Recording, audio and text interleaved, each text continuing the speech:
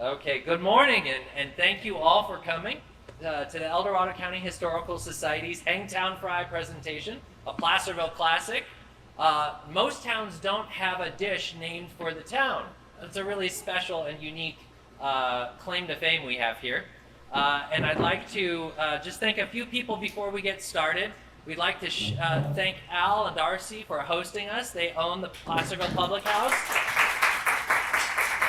And Al, of course, has been generous and kind enough to give us a live culinary demonstration of the Hangtown Fry. Thank you, sir. We'd also like to thank, of course, our presenter today, local author and historian Ellen Osborne, who actually wrote an article about the Hangtown Fry for Around Here magazine previously. So she is our local resource on the fry today. Thank you, Ellen. And then we'd also like to thank, of course, Sue Taylor, who, with her husband Tim, restored this building, the Herrick Building. Thank you, Sue. Sue, of course, is also a fellow El Dorado County Historical Society board member, and she will be giving a presentation as you try your fry she'll be giving a presentation on the history of the Herrick Building, its origins, and then, of course, the restoration project that brought it to its current state. All right, with that, we'll get started, and I will turn it over to Ellen. I've eaten Hangtown Fry, and I thought it was pretty good, so there. Two opinions. A persistent legend from the days of '49 is about a miner who celebrated a gold strike with the most expensive meal in town. A dish that later came to be called Hangtown Fry. There are several versions of this story, and here's one of them. On a Sunday morning in January, just like January now, a miner named Jim Austin was walking down from Missouri Flat to Placerville when he saw a coyote chasing a jackrabbit. Well, that kind of interested him, so he started following him to see what would happen.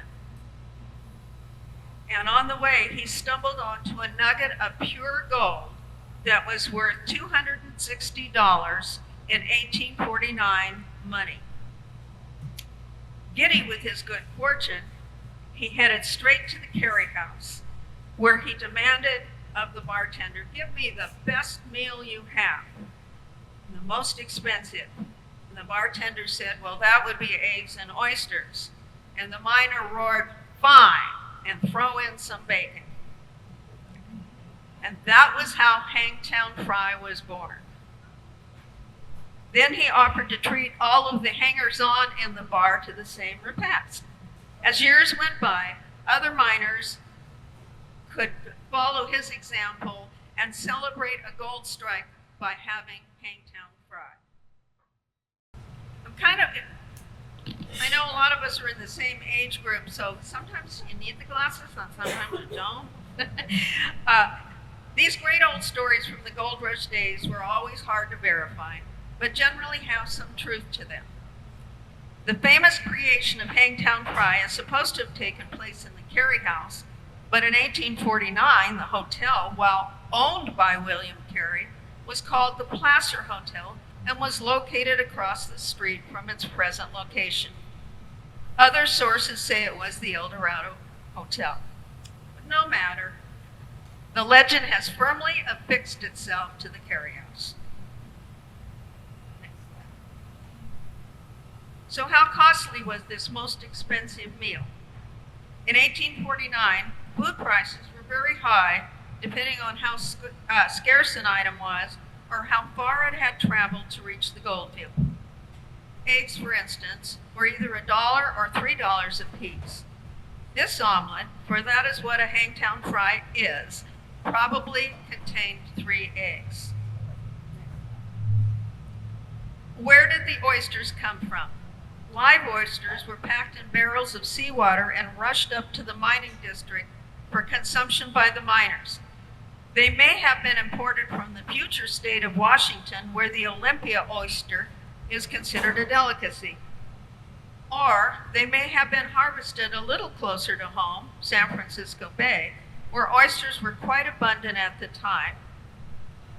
Oyster fishing continued well into the latter half of the 19th century when author Jack London wrote a very entertaining story, A Raid on the Oyster Pirates, based on his experiences as first an oyster pirate himself and then an agent for the Fish Patrol on San Francisco Bay.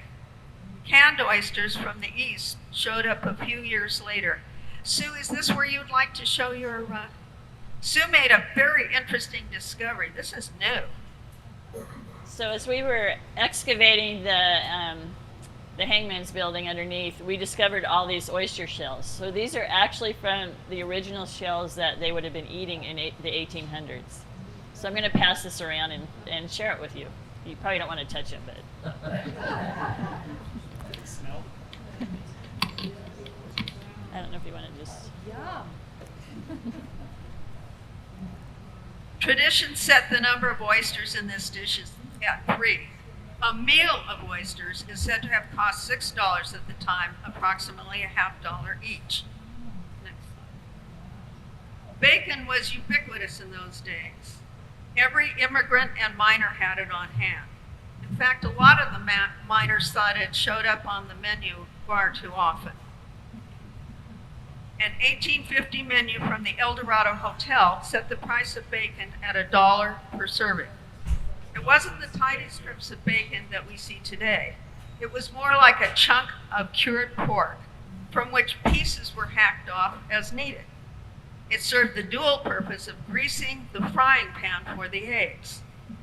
And speaking of grease, this miner's food was probably served in a battered tin pan that may or may not have been handed to the dishwasher since the last customer. If he wanted a slice of bread with his meal, that would cost another $1. If he wanted it buttered, it would cost $2.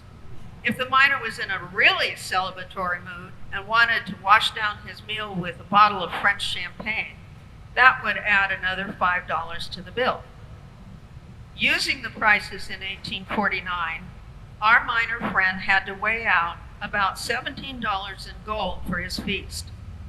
In those days, the average miner cleared about $16 a day from long hours of panning gold, so he did indeed eat up a day's labor. In case you're curious, that amounts to $584.79 in today's dollars.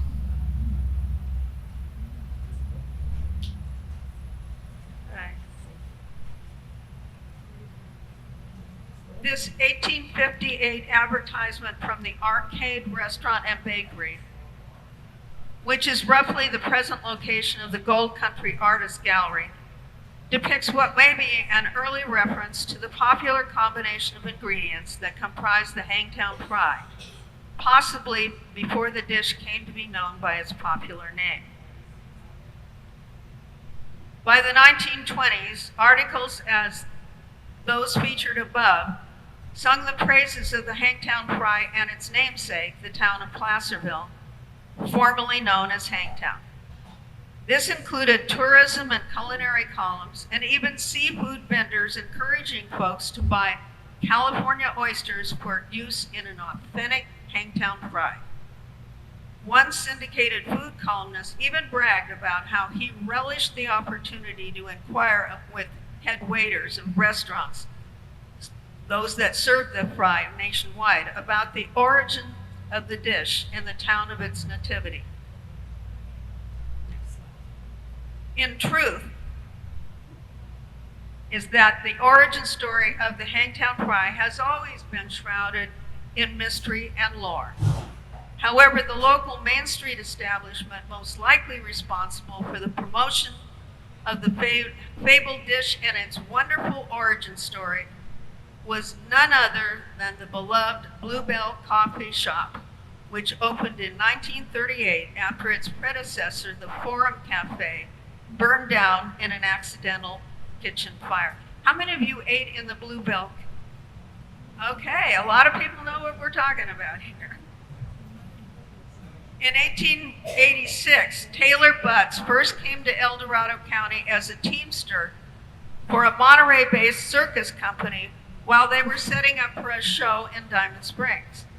A few years later, drawn back by his positive memories of his time in Diamond Springs, Butts returned to the county and eventually established a grocery business at the corner of Sacramento and Main Streets in Placerville in 1904. By 1911, Butts had opened a restaurant on Main Street, which he christened the Forum Cafe. For nearly 30 years, the Forum Cafe served as a cherished restaurant on Placerville's historic Main Street. However, in January of 1938, a grease fire erupted on one of the restaurant's kitchen ranges, spreading to the attic through the ventilation system and completely destroyed the structure. Firefighters were celebrated for their swift action in controlling the blaze and preventing it from spreading to neighboring businesses. The same year, C.A. Butts, pictured above, who had taken over the business from his father, quickly rebuilt the locale, opting to rebrand it as the Bluebell Coffee Shop after two other restaurants the family owned in Salinas and Monterey. The family hired a Carmel-based architect to design the new restaurant in a Carmel style of architecture, in other words, Spanish colonial revival. Construction costs came to $40,000, which is the equivalent of $895,000 in today's money. Eventually, the Butts family closed the Salinas restaurant and expanded into San Luis Obispo. The Placerville Cafe solidified its reputation as the home of the original Hangtown Fry, leveraging the rich gold country history of El Dorado County, as evidenced by the circa 1940s menu featuring Sutter's Mill. Are we looking at one of the Bluebell's original owners, one of the Bluebell's original employees and most beloved conservators was Gloria Butts, Missourian. How many of you knew Gloria? She was the daughter of C.A. Butts and the granddaughter of Taylor Butts, who found the original Forum Cafe. In 1938, while attending high school in Placerville, Gloria became a soda fountain girl at the Bluebell. We were just talking earlier about the children of merchants on Main Street and how they got involved. And, they put her to work. This marked the beginning of the 50-plus-year career with the beloved institution. After Gloria and her husband were married, they helped out in the cafe and eventually assumed ownership. I'd like to read an excerpt from the Mountain Democrat, a featurette on Missourian's life in Placerville, starting with her daily routine of walking from Spring Street to the cafe in the 1920s as a mere 2-year-old. Did you get that? 2 years old. She's walking down Main Street by herself. At the age of 2, I was quite a fixture on the downtown scene. Each morning, I would walk from our house on Coloma Street to the cafe, and on the way, I would do a bit of visiting. Missourian said she would first stop at the next door home of Dr. Reckers for a snack. She's on her way to her family's cafe, but she's having something to eat on the way. Then I would have another snack at Dr. Round's before visiting with the Tinney sisters, where I would sit with them for a short time on their porch swing. From my house, it was just a short walk down the hill to the cafe. One of Missourian's companions on her daily walks around town was an old Chinese man called Bang Bang. He was also known as the Rock Creek Canyon Chinaman because in his younger days, he prospected along Rock Creek. But Gloria says, I called him Boom Bang. He lived in the county hospital on Spring Street, and each day he would come into town and walk along the streets looking for cigarette butts, or snipes as we called them. Boom Bang would collect all the butts he could find in the gutters and put them in a little pouch he wore on his belt. Missourian said she used to pick up the butts too, handing them to Bang Bang as she walked at his side. My mother would be furious with me when I returned to the cafe. She would scrub my hands with a brush. When Missourian was 5 or 6 years old, she came down with a serious illness, amoebic dysentery. But I didn't get it from collecting butts on my walks with Bang Bang. My doctor believed I got it from playing at Hangtown Creek, which was pretty much a sewer in those days. I recall there being several cases with 2 or 3 children dying from the disease. Among Missourians' favorite stopping places along Main Street were the town's 2 hardware stores. Mr. Goodrich, who owned a hardware store where Placerville News is now located, used to exhibit live animals in one of his display windows. At times he would have fawns, cougar cubs, or snakes in that window. The display would be for only a few days, whenever someone had given him an animal. I once tried to climb in when he had some fawns in there. Missourian would stop at McKee's Hardware, now Placerville Hardware, to ride the movable ladder, which is still in use at the store. I would climb the ladder, and Mr. McKee would push me up and down the aisle. Her last stop on our daily walk was Mr. Tracy's shoe store. Mr. Tracy had a movable ladder in his store too, and after I had my ride, he would walk me across the street to my grandfather's cafe. While she was still a child, Missourian moved to a new home on Spring Street. Spring Street was a wonderful place to play with lots of children and no traffic. We all used to play games together, such as hide and seek, kick the can. I remember all the children: Stan Beach, Joe McKee, Don Macklin, Gloria Cornelison, Eleanor Chalders, Lois Caldwell, and the Woodward children. Are those familiar names to anybody here? I see a couple of hands on that one too. Missourian said she and the other children weren't too compliant when it came to the town's 8 o'clock curfew. When it got near curfew time, we'd all run to the McKee house, which is up high, and watch out for Mr. Killian, the sheriff, to drive by in his car. Once he passed, we returned to our play. Missourian was attending Placerville High School in 1937 when a fire, originating in the kitchen, destroyed the Forum Cafe. The Forum was my grandfather's life, and the next year he died. Her father, C.A. Babe Butts, built the Bluebell coffee shop on the site, and Missourian said she went to work as a soda fountain girl. Retrieving a Bluebell menu from the 1940s. Which is passing around, circulating. Okay, got that going? Good. Missourian pointed out the prices of various items to illustrate how things have changed. Steak sandwich with fries, bread, and salad, $2.75. Large scoop of ice cream, 25 cents. French fried Louisiana prawns with a special hot sauce, $1.85. The Bluebell also served the famous Hangtown Fry, made with oysters, eggs, and bacon, for $2. But Missourian said she didn't like oysters, so she never tried the dish. Ever popular in pop culture and current events nationwide, the images above showcase the legacy of the Bluebell Coffee Shop. The Bluebell Cafe, celebrated purveyor of the Hangtown Fry for over 30 years, closed its doors in 1971. The building was subsequently transformed into the Bookery, a beloved used bookstore. If you look out the window and to your left, you'll see it. It's right across the street. We're almost there. The original Bluebell Coffee Shop sign, a giant bluebell, now resides at the El Dorado County Historical Museum on Placerville Drive. And we encourage everyone to stop by and see it during museum hours. Restaurants in Mendocino and San Francisco County still serve the dish, and it can be found on menus in Oregon and Washington.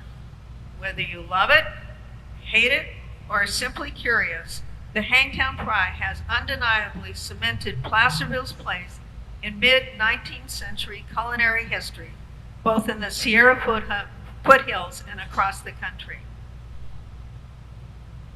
Now we invite you to enjoy a live culinary presentation of this unique dish by Public House owner and chef Al Griffin.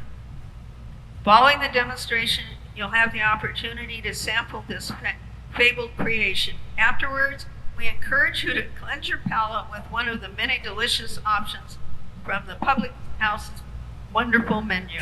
And we extend our sincere gratitude to Al and Darcy Griffin for graciously hosting us this morning.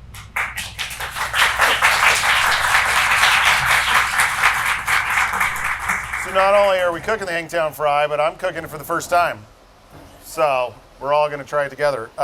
Feel free to taste it afterwards. You don't have to taste it. A lot of people probably will not like it. But we'll see how it goes. I'll try to make it as yummy as I possibly can. For today, we're opting for smoked oysters instead of the fresh oysters, so I don't have to shuck them. I didn't want to spend all the time shucking and making a big mess out of here. So what I've done is I've lightly floured and cornstarched them just to give them a little extra crispiness. What I'm going to do is I'm going to start with a little bit of bacon just to kind of get the bacon rendered down and get a little fat rendered off the bacon, crisp it up. Once we get the bacon fried, we're going to actually fry the oysters afterwards in the bacon fat. I've never had this dish. I've never cooked this dish. I personally like oysters, so I'm kind of curious myself. The smoked oysters should lend a little flavor with the bacon as well. Should go well together.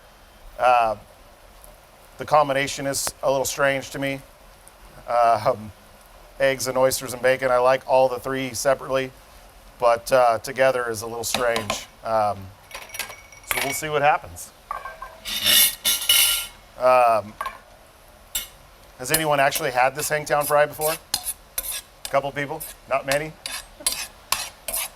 The thought is a little unsettling, but I never liked oysters when I was younger, but I really like them now. But frying them with eggs is a whole nother thing. All right, so I'm just gonna fry a little of the bacon. We're getting the fat rendered down.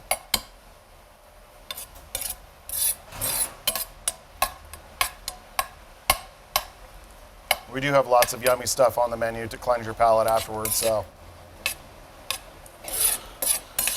Hopefully some of you have eaten here before and know the food.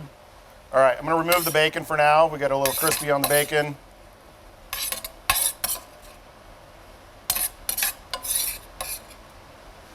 All right, I'm gonna set those off to the side.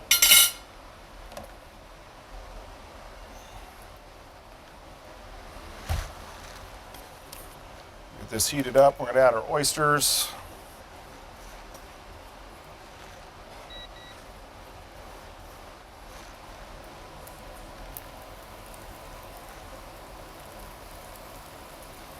A lot of the recipes call for the oysters being either flour dusted, cornmeal's another popular one. Just helps add a little crispiness to them. Oysters tend to be a little soft and slimy for people. So hopefully this will help with the crispiness of them. We'll try to fry them up a little crispier.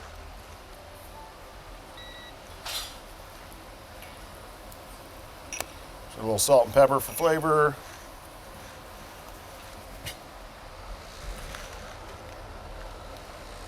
Get my egg mixture out.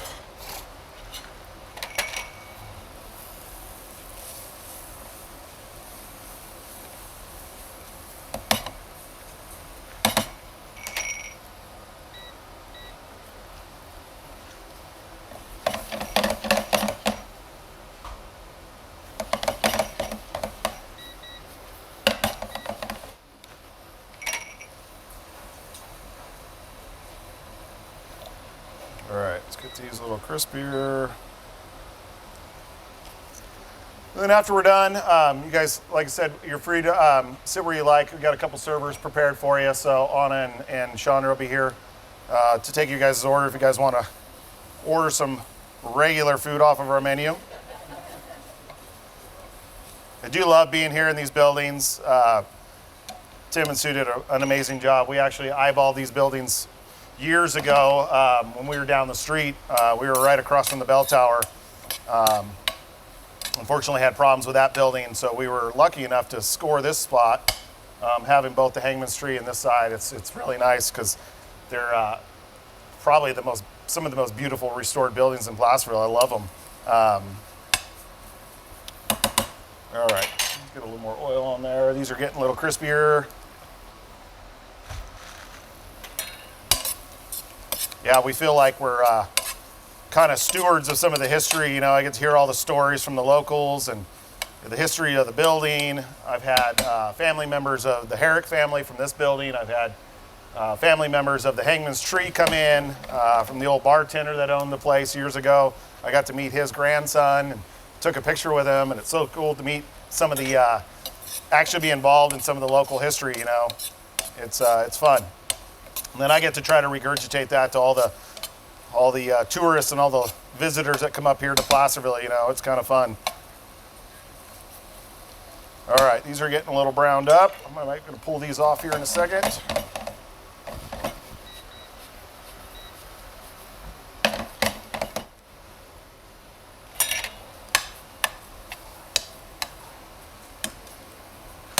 All right, I'm going to move these off.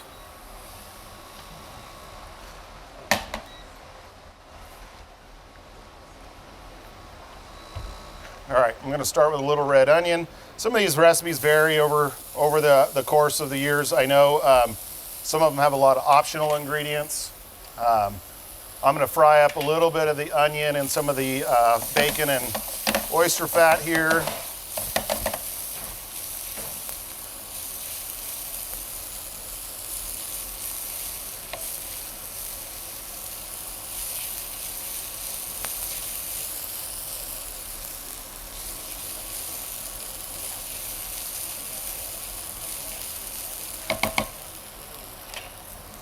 All right, we're going to get our egg mixture.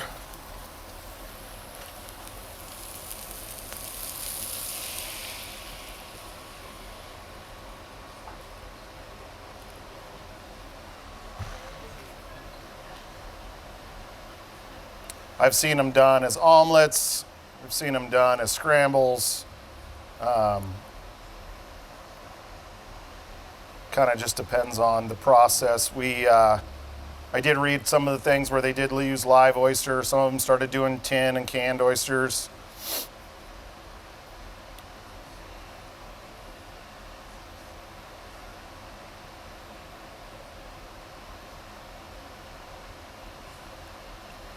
All right, we're going to scramble that a little bit. Get the rest of my bacon in here.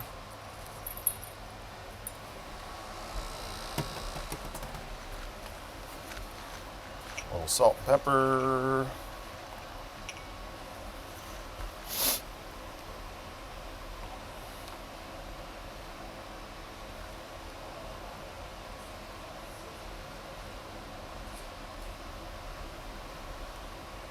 I used to cook breakfast for years, but I haven't done breakfast in a while. We did get to do a TV show. I don't know if anyone saw our little town on TV. We got to do a Best Bite in Town. It was a Guy Fieri production recently. Got to do a little TV show. Let's cook our pub nachos and our pork belly tacos. It's kind of fun getting to do a little little TV action. It's kind of fun how they actually film it and produce it. It's very interesting, very strange, but it was fun. I mean, how many chances you get to be on a TV show? What's that? A lot of the stuff is, I don't want to say contrived, but they film a lot of the reactions ahead of time. So you had to act surprised and act differently, and then all that stuff was added later. A lot of the talent and a lot of the chefs would do their stuff post. And so we had to kind of pretend a little bit, which was kind of strange. It wasn't too hard dealing with when I cooked with the celebrity chef. She was kind of fun, but they asked me to do a interview one-on-one afterwards, and they were like posed questions. So they would ask me a question, I'd have to repeat the question and then come up with some clever answer, and that was a little weird. It was a little different. It just felt unnatural to me. You know, I had to be a little contrived, and they wanted me to be very loud and animated too, which was strange, you know. I'm typically not that animated. Loud maybe, but I don't know if I'm animated. My wife would never do it. She loves putting me in front of the camera. She calls me the show pony, so. All right, these are scrambling. I like to scramble them on a little lower heat so they don't kind of burn the eggs personally. And actually one of the things I like to add, it might not be necessarily traditional, but I'm gonna add it too because I think it helps the eggs with the creaminess, is I add a little creme fraiche or a little sour cream to the mixture as it's finishing scrambling. And it just adds a little more silkiness and creaminess to the eggs.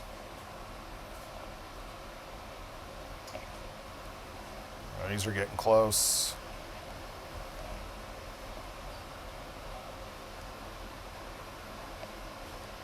Yeah, they even, during the filming, or actually right before the filming, they were gonna not allow me to do our pub nachos because there was another dish that was too similar, and the producer gal, she called me and said, Guy doesn't want you to do your pub nachos. And I told him, well, tell him I'm out then, I'm not doing the show. And she's like, wait, what? I'm like, no, if I'm not doing my pub nachos, I'm not doing the show. She's like, well, why? I'm like, because it's the winning dish. So we were confident enough to, but they let me do the pub nachos, which we make from scratch. We make a beer cheese from scratch, make our own carnitas from scratch. All right, so I got the sour cream in there. I'm just gonna kind of gently cook this the rest of the way. Kind of whisk those in.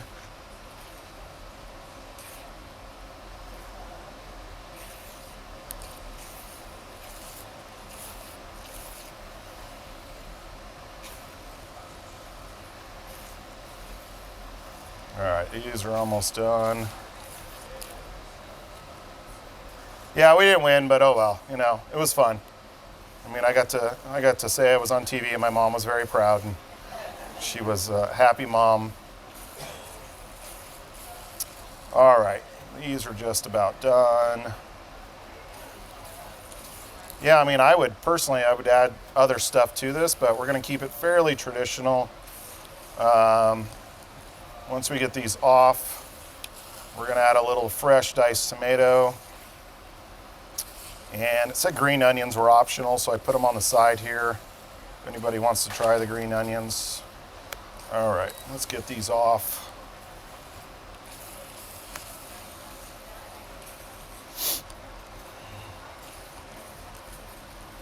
All right.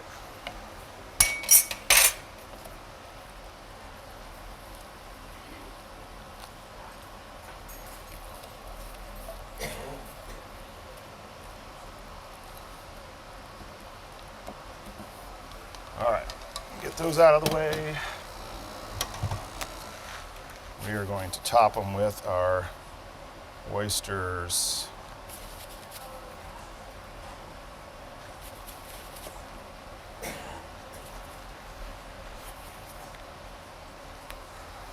And we're going to go with our little bit of our tomato.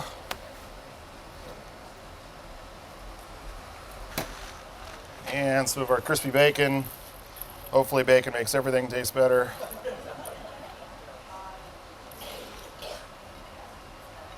All right. And just a little pinch of the green onion on top. And that is our closest version of Hangtown Fry.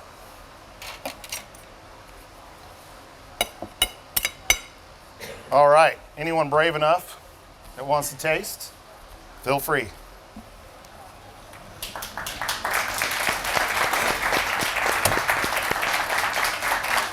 This out of the way. There's plenty more extra oysters or bacon if someone wants to just try the oysters by themselves. If you're feeling brave. Raise your hand again if you want to taste it. Oh, wow. They're brave. This does look rather good, Alan. I don't even like oysters.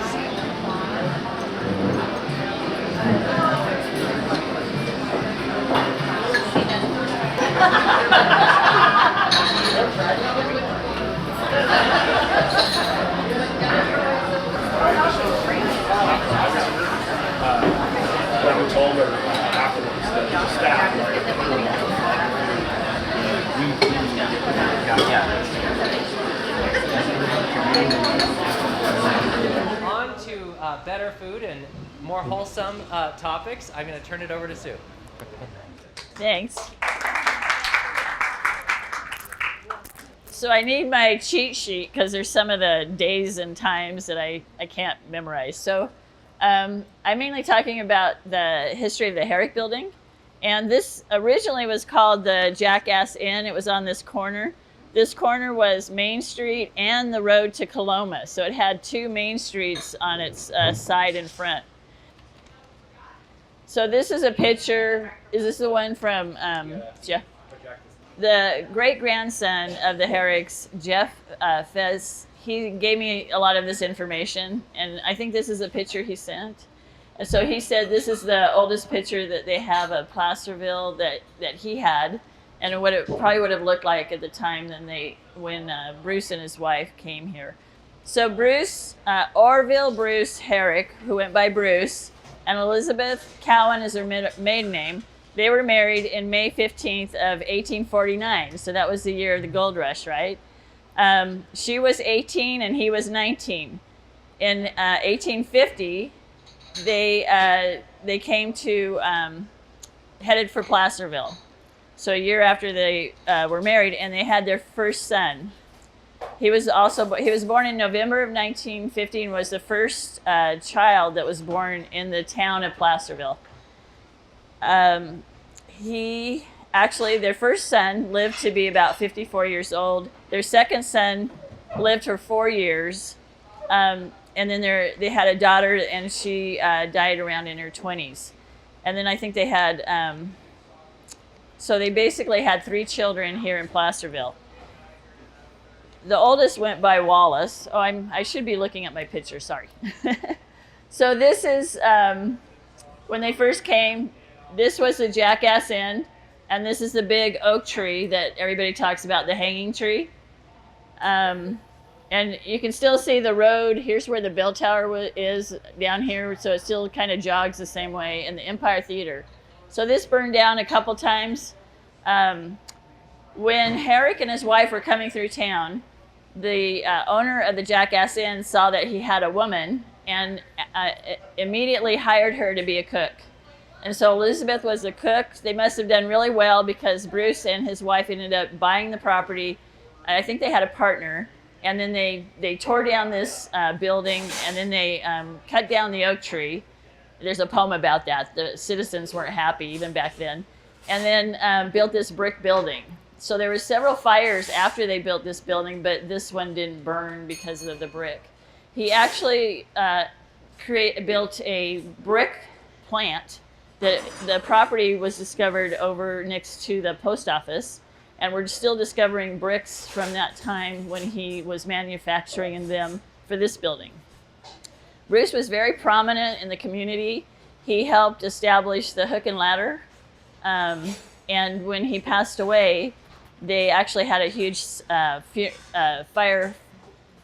His brothers in the fire department gave him a big funeral, and he was very much loved, very much a civic community person. The sad part is he died when he was 27. So he did a lot of things, leaving his wife with 3 children.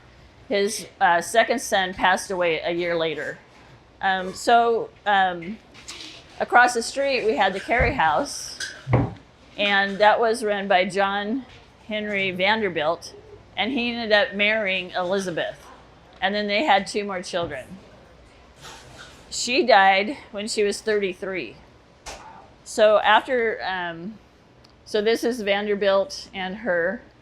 And then, so her 2 children that were from Bruce's sister came from New York on a train, picked him up. She had bought these 2 glass horses that she gave each one a glass horse to travel with on the way back. The family still has one of them. The other one, I think, is shattered, and I think they kind of glued it back together. But and then, so anyway, this is Wallace, the oldest son, later in life.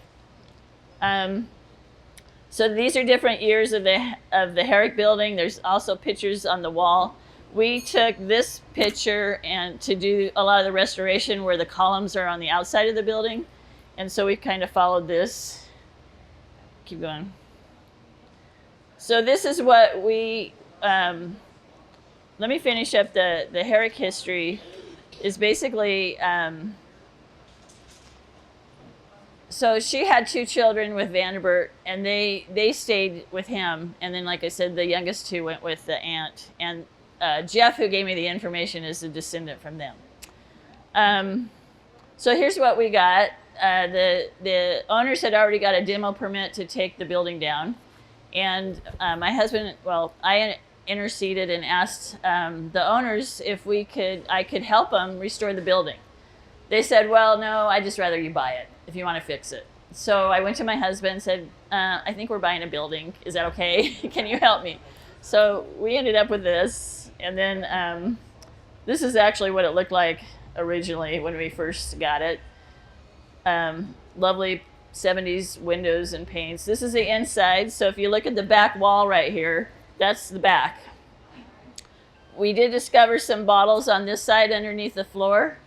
This was what it looked like when you walked in. These are the front doors right here. And they had taken all the flooring out and sold it. And so, and this is the covered up window. We opened that back up in the 1980s. So this was the front. This was a lot of the plaster on the outside. This is upstairs. We had a lot of cracks going through. A lot of the inside here looked like this. That was our front doors. There's a for sale sign. This is the ceiling. Thank goodness they left the original ceiling. We were able to, when we built the bathrooms, we took pieces and filled them in, the ones we were missing. Again, this was the floor here under the columns. That was the beginning. This is my husband, where this window, the fun part was throwing bricks through the windows when we tore them out. So we had this all barriered, and then we had a brick throwing contest, and my poor husband's pulling all the plaster. That's off the Hangman building. So this is our amazing brick mason, where we literally took out all the good bricks that we could find. This is about 4 layers of bricks in the walls. We restored all of the bricks that we could, you can keep going, to, to put on the outside. We put new bricks on the inside, and then we used a lot of the bricks that were still healthy. We were out there chiseling the plaster off of them and then putting them back in. This you'll see where we believe that all of these headings over the windows are oak. So that was probably the only oak tree in town that they tore down. I'm pretty sure these are from the Hangman's oak tree. Keep going. So when they had remodeled it, they had covered up the higher windows. So this was all low, but the frame went up. So these are the guys peeling off that 2 feet of material they had brought down. So we raised it back up to where it was originally. Again, the inside, lovely. This is where we completely blew out that front. We followed the ceiling and brought this entrance back out to where it was because they had pushed it way forward. And these are the guys working on the bricks. We found this architectural piece that we brought out was the metal that was also on the outside. You can see the original piece that had been covered up. So that we brought in these big steel beams and columns, and we built up a jack and held up the upstairs, and then we pulled out underneath. Because the problem with the building, it was sagging in front because they built these on wood pilings. And the wood stays solid as long as there's water. But when they move the creek and the leaking pipes, then they start drying out. And then it started sagging. So we actually had all these columns, we had them dangling while we dug out from underneath and then put a real foundation in it. So this is the beginning of that, where we have it opened up. And these guys, Montgomery movers, were amazing. They jacked it up and held this up, and we all held our breath, and it didn't fall down. So interesting, that same day there was a huge explosion, and I guess there was a truck on the freeway that tire blew, and everybody came running thinking our building had fallen down because it was the same day that they did this. So here you can see where we were digging out underneath these dangling columns. We put a massive foundation under here. It's not going anywhere. These are the, I think these are pieces, some of the wood. I have a better picture. These are the stumps that were holding up the building on the front. A lot of these buildings are built on wood pilings because these buildings were built on the water, and that actually, like they said, they did that. It was also their sewer system. So this is just more how we pulled it all the way up higher. This was low, we brought it back up here. And that's, yeah. So, yeah, see how we're starting to cut across to open that up. Sidewalk. This is the crane. We had to put K-rail around to put scaffolding. And this was reframing the passway. And we had a wonderful guy, JD, that built those metal doors there that have the muzzle loader guns on them. They're pretty cool. These are the bricks we were pulling. This is Don Mosier. He's a brick historian. A friend got him to come out, and he actually took different bricks, and I've got a whole history on the different eras of brick that are here. So that was him. We had an artist that painted 2 murals. He loved hanging out up there. Mike Drobish, whose name's up on the front, he spent a lot of the beginning years helping us with the building. The upstairs, there's kind of a little doghouse, and it brings in skylights. They didn't have power when they built these, so we have a lot of skylights up there. And this thing had completely dry rotted up there in the center, and it had the mechanical unit on top of it. That was fun. And the ladder was pretty, it was a wood ladder with about 2 foot separation that we had to climb up to get to this spot. So we reframed all that. We put a really cool, all these are skylights coming in, re-roof. There's our scaffolding. And then the city decided to redo the sidewalk. We wanted to have it more like stamped concrete colored. So they said, well, fine, you can do from here now, or you can pay for all that. So we did ours in front.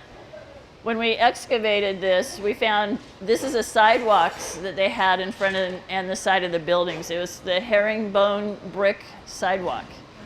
So we thought I was trying to take pictures before. And we left ours underneath. The city side, I think they tore most of it out and it's gone. This was us redoing the sidewalk.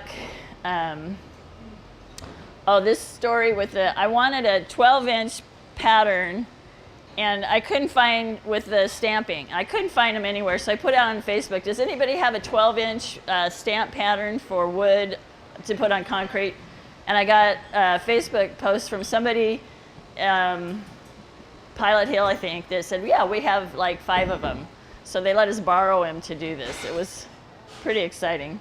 So these are the guys working on it. We took the old brick that we pulled out and replaced what was there on the sidewalk. So this was the floor that we redid. Jeff, I call him our elf in the attic. He's amazing. We took oak and he planed all this.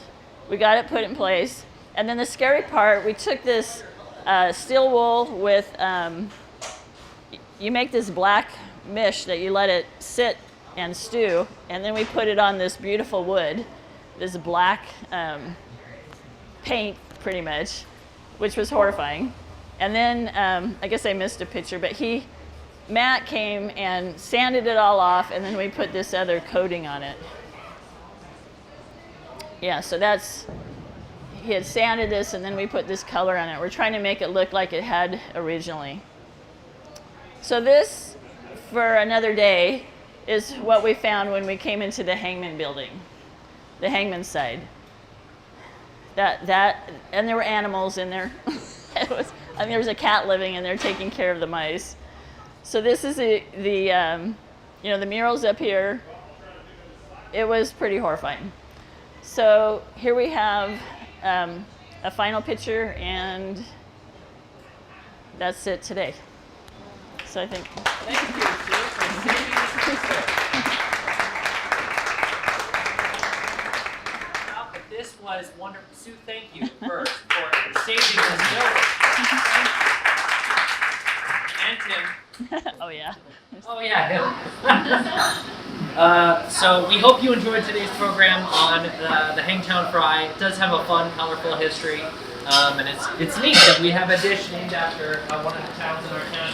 All right, thank you all for coming. Enjoy lunch. Enjoy your meal.